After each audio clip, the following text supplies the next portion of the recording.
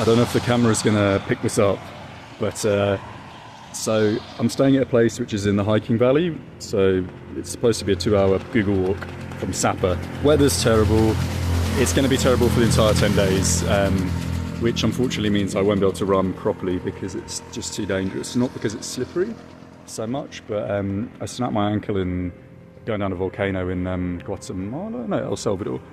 And yeah, one of the most problematic things is not being able to see the terrain, obviously. And with this kind of weather, I'm going to snap an ankle again, like 100%, because my eyes, I need glasses, so I'm not blind, but it makes a big difference if you can't see sharply, obviously, what's in front of you. Hello, how are you? Nice to meet you. Hey, cool. Hello. So, yeah, that was a older lady, if you can see in the background.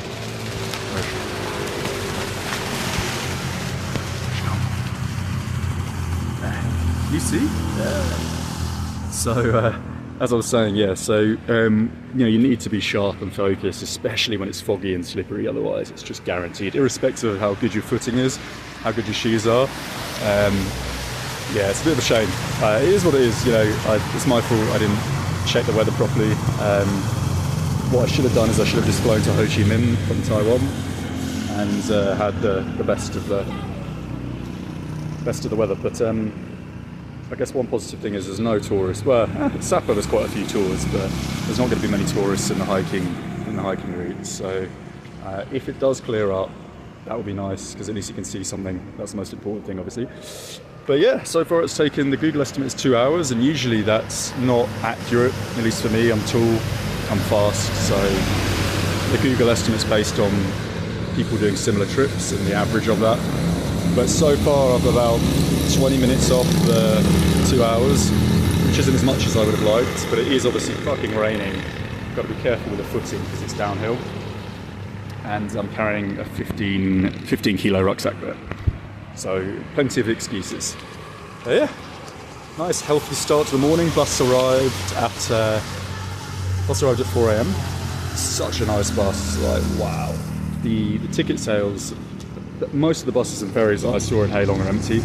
It's low season obviously, and there's a good website which is Thai called 12Go, which I think on average is the cheapest in Asia at least. And a similar company is the Red Bus in South America, which I think is Indian owned. They're also really good for that continent. But yeah, so I paid like £6.50 for this super fancy, swanky sleeper bus. I think it's the swankiest sleeper bus I've ever been in. Also completely unnecessary because it was only like a 6-hour trip. So I don't know why you need to have a sleeper with blankets and stuff like that. Seems illogical. But yeah, some people on the bus pay like way more. That's the thing, like people don't realise. I see people all the time just kind of going, yeah, okay, I'm willing to pay that. It's the same price as in Europe, but that means it's like 500-600% more than it should be. And when people work out their budgets, when they're obviously like on a really long trip, like 12 months or something, they're going to end up spending like 4 or 5 times the amount because they're just not willing to spend a few seconds looking at alternative websites or negotiating. So anyway, yeah, I'll leave it there. That's a little update, and yeah, don't come to Sapa now.